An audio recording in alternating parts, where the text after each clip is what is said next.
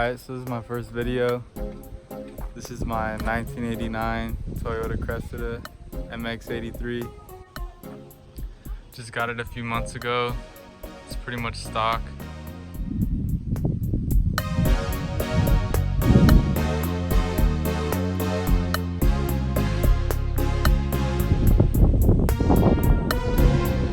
I installed a Sparko seat that I got for 150 bucks on off-road. And then I got an aftermarket radio up in there. And then I also got an NRG steering wheel quick release that I need to install in another video.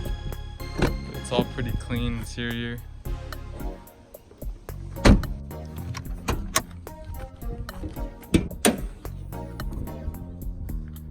It's the engine, has a 7M GE. Pretty much today in this video, I'm going to be showing you guys how to lower your Cressida on a budget. I'm going to be cutting the springs on my Cressida for now. It's just going to be temporary, but I just want it to look a little better while it sits. Alright, so let's get this started.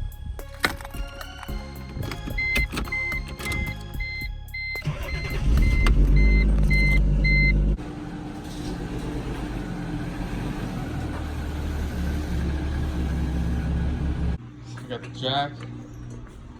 Some jack stands.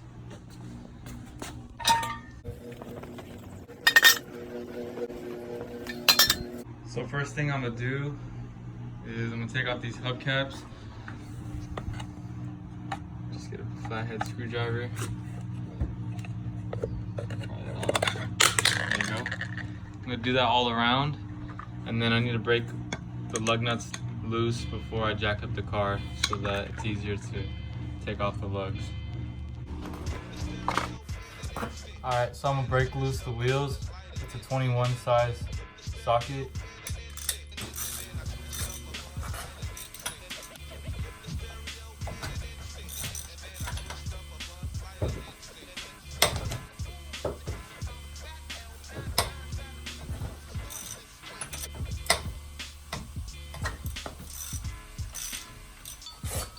I'm gonna do all four.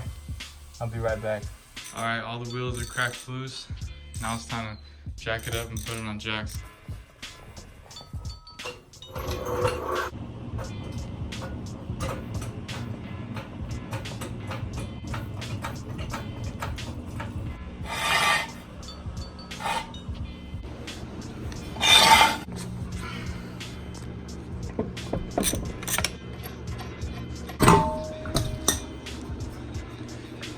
So this is my first time taking off strut and springs on a Cressida. I've done it before on a E30, but so I'm just doing this all as I film, as I go. So next I'm gonna take off the caliper. There's two bolts. This bolt right here, and then the next bolt down there. Take the caliper off. And then I'm not gonna take the brake lines off. I'm gonna I think cut right here into this so that I could not have to take the brake line off and hang the caliper right there. And then undo these bolts. And then the whole strut shock should come off. So we'll see. So I took those two bolts out. Caliper should come right off. Brake pad's still in there, hanging, so I'm gonna hang this right here. Then after I took the caliper off, those two bolts that were right there, I took off this one bolt. It was size, I think 12 or 11, and then I pulled out this. It goes in here like that. Take that off. I also took off this little screw that was right here. I think this is the brake sensor, and then it can come off, so that's not in the way anymore. Hanging here, and then this is the bolt that went in there. They make a slit in this little metal tab right here, so that I don't have to disconnect the brake line and have to bleed the brakes all over again and shit. So I think I'm gonna cut it with the grinder or with some kind of snips, so that I could just pull that out. Okay, so I was able to make a small crack with the chisel and a hammer and not damage the brake line. So I was able to pull the brake line out from here, because obviously you can see this is attached, and if I'm gonna take the strut out, I didn't want to have to bleed the brakes, you know, and take this off caliper. So cut that out, and it's still on there, so I could just bend it back and put it on there after, so it'd be good. That's what I got so far. Okay, so there's 2 bolts right here at the back of the spindle that you take off, and then that's what disconnects the strut from, I think, this lower control arm, and then those are the 2 bolts. And then I had to take off this bolt right here, disconnect that, and then now the only thing I have left is these 3 bolts right here, and it should come right out.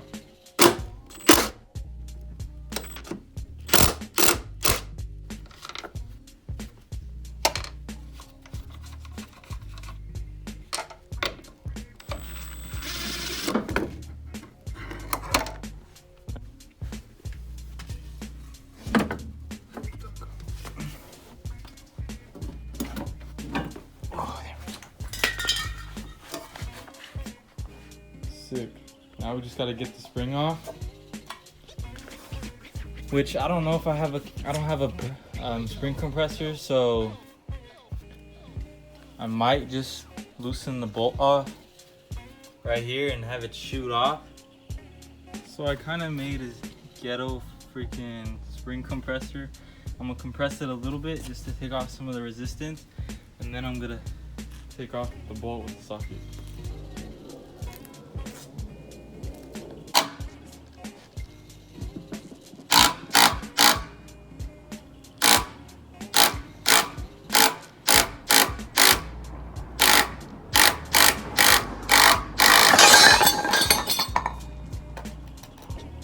It worked.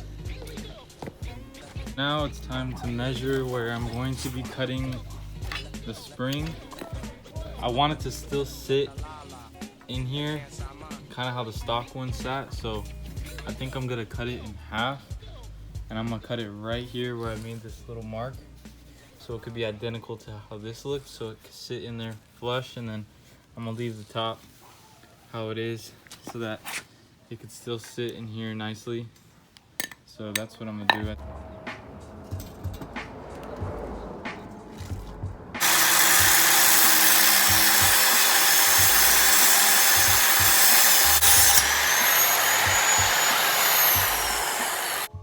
Alright, so now I got the spring cut, and I'm gonna take off the passenger side strut tower, and then I'll compare both of these together to the size and the difference, how big they are, and I'll show you that right now. Okay, so I got the driver's side out. That's the stock spring height, and then this is the cut one that I made, and you can see the difference in the size. It's almost about half the size. I'm gonna get this one off, I'm gonna cut it, and then put these bad boys back in.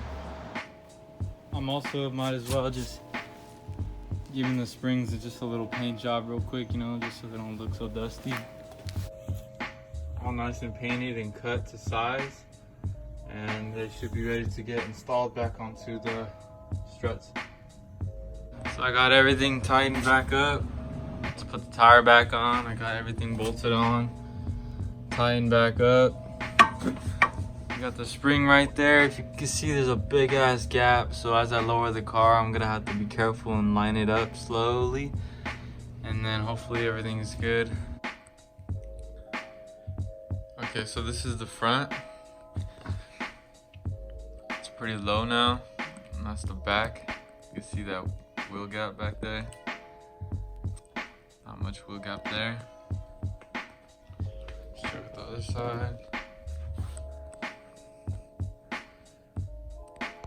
So looking good. And then here's the rear.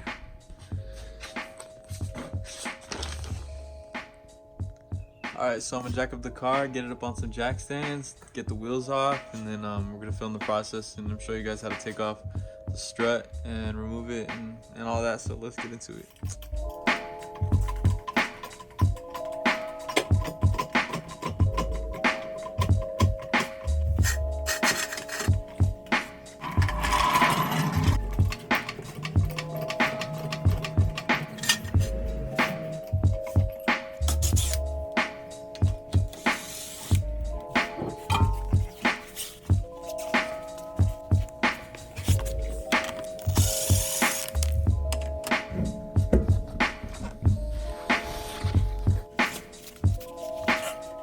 So now I got both wheels off.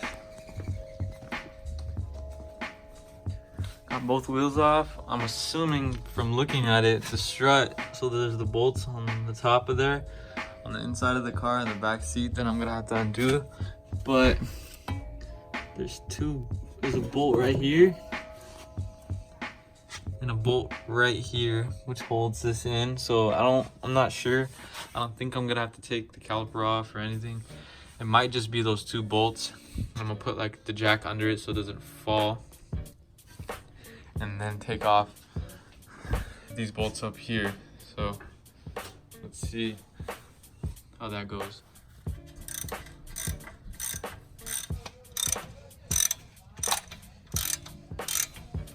That's the bolt I broke loose. The nut, actually, not bolt. Okay, so I got this bolt out at the bottom of the strut. I took this nut off. I took this nut off on the right side, and then I loosened the bolt as far as I could go, and then it wouldn't come out anymore because of the weight on top of it. So then I hit it with the screwdriver from this side in the hole and with the hammer, and it popped out, and then this dropped a little bit. As you can see, it's down there now. So there we go. So that's out. The next thing is just to remove the bolts at the top, which are in the back of the seat. I pulled my seat forward, the top part. For some reason mine was really loose, so it was like super easy to come out. And then I pulled out back this interior a little bit and this up. And then as you can see right here, there's this top plate that sits on top. And then there's the bolts right there. I removed the plate. And then there's the top of the bolts for the struts. Then you just loosen these up, and then the strut should come out.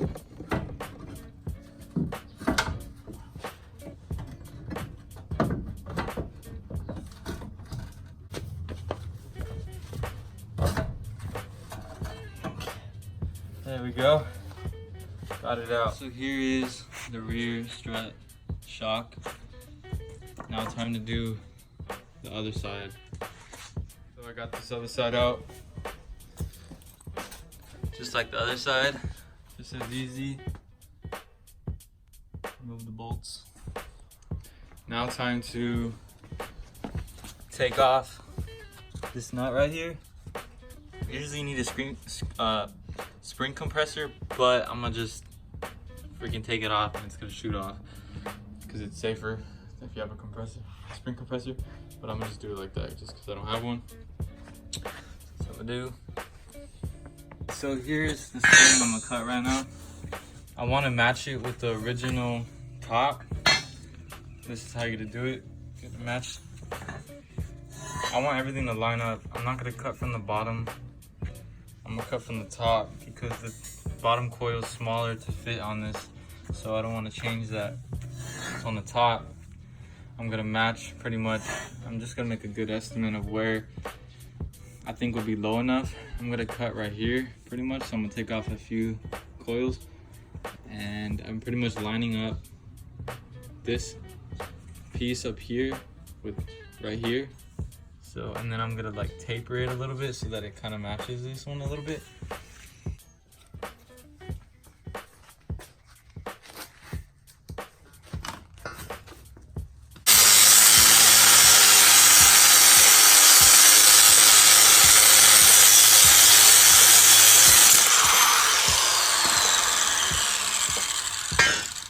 And just hit them with a little bit of paint real quick, make them look a little pretty.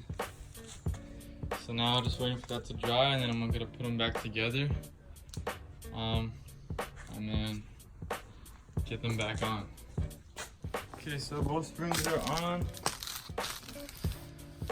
There is the gap, but when the shock compresses down, it'll go on there. So I'm gonna just line it up. I'm gonna put it back on to the car, and yep, stick.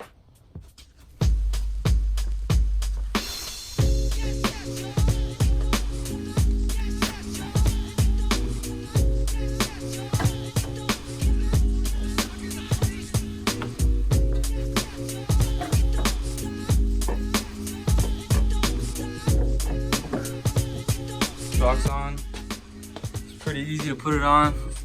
There it is. As you can see, there's a big ass gap up there.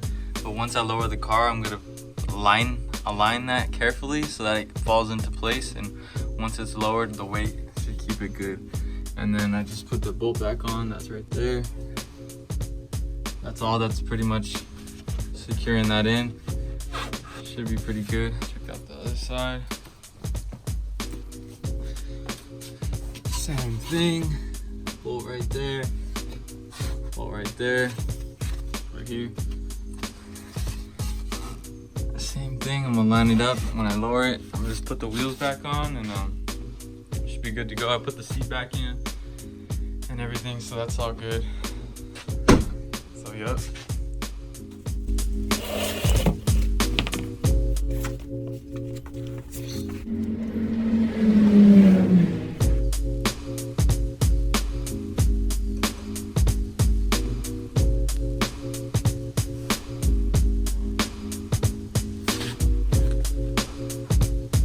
Okay, so I got the rear wheels on, everything's all good, lowered down.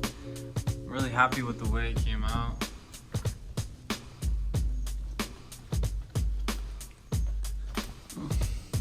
It's pretty good.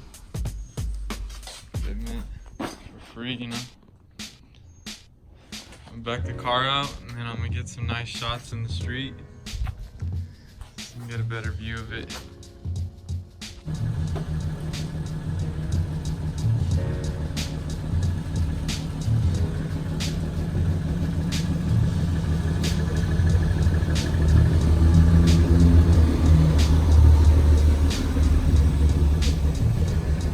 Alright, so the car is done.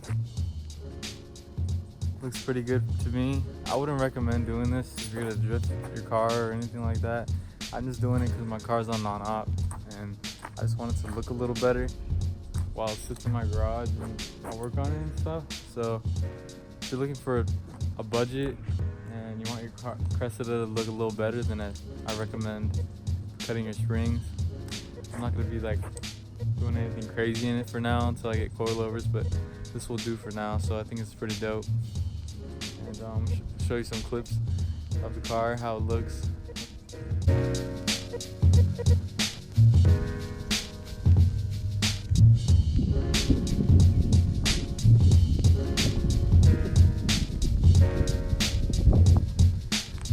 Looks pretty good. Really happy with the way it came out.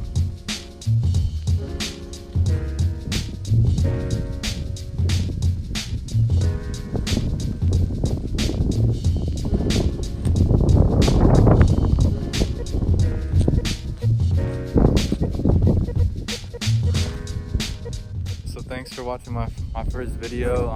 Hopefully it was informative and helped some of you guys out there, whoever has a Cressida MX-83 that wants to lower the car for a budget for practically free and have it look a little better than stock. So please like this video, subscribe, and I'll be posting more videos on working on my Cressida and other vlogs and other stuff that I got going on. So thanks for watching. Stay tuned.